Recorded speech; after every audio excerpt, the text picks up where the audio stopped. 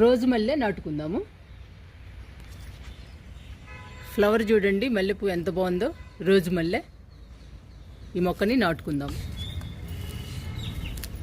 కొంచెము అడుగున మట్టి తీసి పెట్టండి ఏ మొక్క నాటుకునేటప్పుడైనా. వేర్లు తొందరగా చొచ్చుకుని వెళ్తాయి మట్టిలోకి, మొక్క బాగుంటుంది. అప్పుడు ఇలా తీయాలండి, మట్టి అడుగు భాగంలో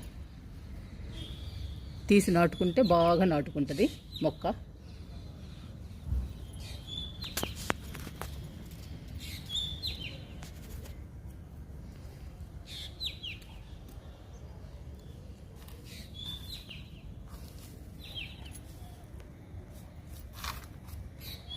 మల్లె మొక్క నాటేసాము.